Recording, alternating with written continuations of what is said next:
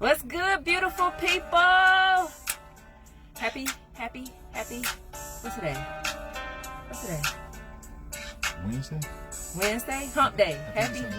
Happy hump day, guys. What's up? Gonna go give you guys a quick glimpse of where we are. Pardon my holder there, but we are currently in the valley, Phoenix, Prescott Valley to be exact. It is hot up here. 98 degrees. We ain't even hit the middle of summer, but it is blazing. And I just want to check in with you guys today to talk about the other side of trucking and logistics that many people don't talk about often. That the failures, the lost loads, the canceled loads, the things that you go through as CDL-A owner-operators and drivers. So for those of you who don't know, T and I are co-owners of T100 Logistics. He'll be joining me in a few minutes. Hello, you guys. My name is T. I am the co-owner of T100 Logistics and T100 Consulting, if you don't know it, by the way. All right, go ahead, Jay. Back to Jay. Yeah. So we are the co-owners of T100 Logistics and T100 Consulting. Experiential marketing experts, turn owner-operators, and logistical owners of a trucking company that we started during the pandemic. So the pandemic was great to us, right? And a lot of people during the pandemic saw the trucking and logistics industry as a way to get in, to generate revenue, and to start a new business venture, right? Whether you decided to obtain your CDL and become an owner operator and book loads or work for a company and ultimately obtain your own truck, or you sat at home and you decided, okay, I can still buy trucks, but I don't have to physically be in the truck. I can book loads, source and hire drivers, and make money that way. With logistics in the trucking industry, there are so many ways to skin this cat, guys. You got reefer trailers, you got step decks, you got 53 feet vans, you have hot shotting. Shouts out to all my friends, Carmen and Jamar, that do the hot shotting and have their own company as well and pull loads with a F450 or a Ram truck, dually, and a trailer that way. So logistics, the gamut and the things that you can do in this industry is wide open, and there's so many ways and opportunities for you to make money. And that's what people glamorize and advertise, right? But we're going to talk for a minute about the other side of trucking, the things that people don't mention or talk about often, and the things that you go through on a day-to-day basis. So let me give you guys an example. T and I are currently in Prescott Valley, Arizona. We didn't start here though. We had a load that took us from Maryland last week all the way to Phoenix, right? And then we are looking to ultimately get to LA, because LA right now is a hot market and it's going to get us back east. That's the goal. You always want to have a load or a load that's going to take you to your next destination, a good paying load, or a load that will get you from a dead zone or a dead area to a area where the loads and the money is good and is paying well. So we booked our load here. Like the guy say, where the money resides, where the money resides. We got to go where the money resides. Back to Jay. All right. So T gonna be coming in on the ones and twos, commentating, putting this input in. So we booked our load to Arizona, got out to Arizona, and this morning we were looking to go ahead and book a load to get us to Cali, right, to LA for our next load that's picking up later this week. Had one load booked this morning. Let me hold on before I go back. Similar to the event marketing industry, when you're applying for jobs and applying for opportunities, you're dealing with different agencies, staff agencies, and account managers and staffing managers. And trucking and logistics, you deal with agents, right? You deal with dispatchers. And agents and brokers. Agents and brokers. So he coming on the ones and twos. And those individuals help to solidify the actual loads that you'll be running. Now, these agents and brokers are not always honest with regards to rates, with regards to what to expect when you go pick up a load, with regards to your deadhead and how long it'll take you, which you have to do your pre-trip planning yourself. They're not always honest with the rate, quite frankly. So you got to go in and negotiate your rate based on what it costs to operate your truck or your vehicle, right? You got to know what your CPM is, your cents per mile, how much it's going to cost you in fuel to get to your destination. What else, babe? Loading, right? So with the loads, unloading. Loads. So when you're doing booking and load, you always need to know, Jay, as she say, the CPM.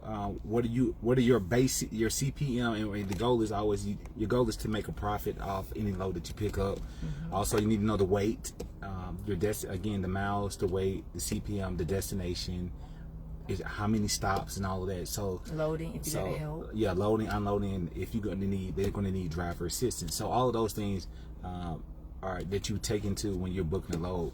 As far as the agents, like Jay say, agents and brokers, you deal with a lot of them. There are some good ones out there, and there's a lot of little bad apples out there too that you run into. So today we started off with first load. First load, we booked. Headed to the destination. And when we got, the agent informed us, prior to you guys go, y'all just hold tight. We was almost there, and when we arrived to the destination, they said, no. Unfortunately, the broker hasn't paid their dues. Their dues are $241,000 behind in owing the carrier that we were running up on at this time. Yeah. So unfortunately, that load it was canceled. Mm-hmm. Then Jay, the next load. And then so we had to go back to square one and get back on the load board and book our next load. Went, found a load, booked that load. And then, not even 5 minutes later, the agent called us and said that the shipper actually canceled the load and they don't know when they're going to need that load moved from Arizona to Cali. So in a span of 30 minutes, right, we had booked a load, got a load canceled, booked another load, and got another load canceled on us. So these are just some of the things that you work through, as an owner-operator, as a driver, and especially when you're dispatching and booking your own loads. Similar to working in event marketing in the trucking industry, no day is ever the same. Like, we got up early, and because the industry works on the East Coast timing for the most part, we were up early on the West Coast, because Arizona's 3 hours behind, at 6 a.m. looking on the load board to go ahead and book our next load to get us out of here. So you got to always be proactive. You can't be reactive. You got to be on, the load boards. Like we said, you got to know your CPM. You got to negotiate your rates. You got to make sure that you are diligent and that you are steadfast. If you know that you won't run your truck for this amount, don't budge on that. But if it's a load that's going to get you to a better paying load, then it's definitely something to consider. But in trucking, everybody always wants to glamorize the money that they're making on a load, or, the fact that they didn't have to go. They only went a short distance to make a large amount, a dollar amount. And that's all great. You do have those instances and those opportunities where you can maximize your money and you can make good money on short runs or good paying runs. But on the other side of trucking, there's maintenance on your truck. There's costs associated with operating just your business and your truck in general. There's canceled loads. There's times when T and I have gotten to a destination, had a load that we were about to unload, and then nobody was at the shipper. Remember PetSmart? Mm-hmm. Nobody was there to unload us, and we had a load that we had to pick up within an hour of that load being unloaded. So we had to change our whole route and even lose some money on other loads because that one load cost us, that one person not being there to unload our trailer cost us money. So these are just some things that you got to be mindful of in the logistics and the trucking industry before you even consider jumping into this industry. You got to make sure that you have a passion for it. You got to make sure that you are willing to do the work to educate yourself on the things that you need to do in order to maximize your money. But more importantly, you have to make sure that it makes sense for you, from a financial standpoint to jump into the industry. Anything you want to say? What you learning, babe, from the trucking industry? Because, I mean, we've had our CDLs, we've done experiential, but now that we are in the trucking and logistics industry and jumping into it as owner-operators, it's a completely different beast. But a lot of things are the same with regards to the seasons and slow periods and things of that sort. But what is one thing that you're learning, like, and that you're learning about the industry? Dealing with direct shippers, that's the best way to go. Direct shippers and getting your own lane. That's the number one thing, is to get your own lane. So we are currently seeking to get our own lanes, those for our drivers in the future that we're going to hire. So our goal is to get dedicated lanes for the drivers, so they don't have to worry about what we're doing on our end right now, as starting off in the industry where we have to go find the loads, go back and forth on the load board. So right now we're out here doing the groundbreaking of the business, and the goal is to get a dedicated lane, so our drivers won't have to do as much as we may have to integrate other work as far as getting loads to the next destination. But dedicated lane, that's our goal, and that's what I'm learning too as well. And even with us, like, it was important for us to jump in the truck first and actually learn, you know, what we're doing. And no knock to anybody who decides not to go that route and not get their CDLs, because you can still learn the industry as well. One of our mentors, Alex Good Energy, he did it that way. But for us, it was just important because we come from experiential marketing, where we worked our way up and worked from brand ambassadors and understood the industry from a totality perspective. We wanted to make sure we did the same thing here. So when we hired drivers, we knew on a day-to-day basis the things that they would be facing, the things that they would be going through, logistics, how to plan, how to deal with shippers, how to deal with warehouse staff, you know, how to make sure that when we are booking loads for our future drivers, that we are taking dedicated lanes, that we are taking weather, that we are taking maintenance on the truck, all of these factors into consideration. So for us, it wasn't about just jumping in and getting into the industry. It was about educating ourselves. And for us, the best education has been us actually out here physically being in the truck and doing it. So my last piece of advice for anybody looking to jump into logistics or jump into trucking, just make sure that you understand what you're getting yourself into. Make sure you have capital saved before you just jump into this industry, and make sure you have a plan. Don't just jump in the industry without a plan as to how you're going to eat, how you're going to feed your family, and if you decide to, how you're going to build your business and scale in the future. T, what's your advice? Anybody looking to jump in trucking? I'm gonna just say, trucking is not for everyone, and you have to have thick skin and understand business too as well. So I'm just saying, trucking is not for everyone.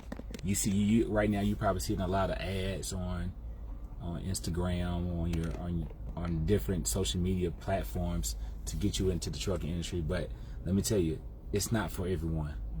So don't believe all the hype. It's not for everyone to actually be in the truck. It's not for, I would say, that point to be in the truck, or even being an owner of a truck too as well, because you have to have the business sense behind it too as well.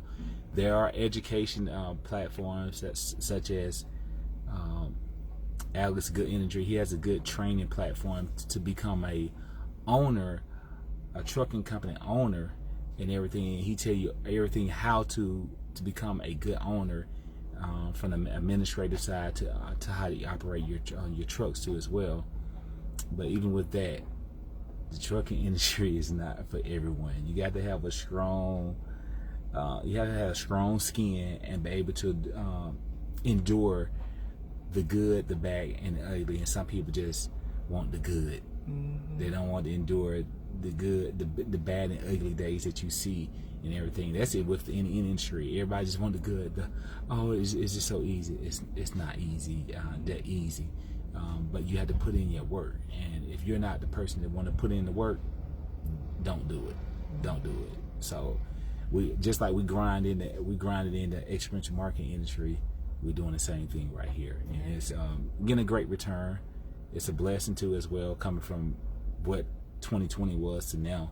So, and we're looking to scale too as well. So we're going to be hiring soon. Again, we're doing the groundbreaking cleaning up the roads for them. So when our drivers come in, their goal is to come here and just drive, and that's it. Don't have to worry about it. Get paid good.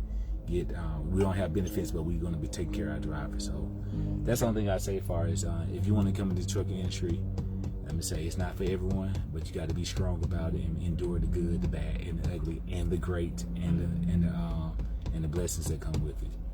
And that's my last thought for you guys. Back to Jay. All right, guys. So we'll touch base with you later. You guys be safe out there if you're executing events. Be safe if you're out here trucking. Shouts out to all my truckers. You guys be safe out here on these roads. Make sure you're taking the time, getting your rest, taking necessary precautions. And it is a sacrifice out here being, on the road, especially as truckers. So if you see a trucker, give them a honk so they can give you a little honk. But, just tell the trucker thank you if you happen to run into them. Because if it wasn't for them, a lot of the food, everything that you have, that you're eating, that you have in your home, a trucker or a truck had to get it to a facility and to get it to you. All right? So enjoy the rest of your week, guys. Be safe, and we'll holler at you later. T and J, T100 Logistics.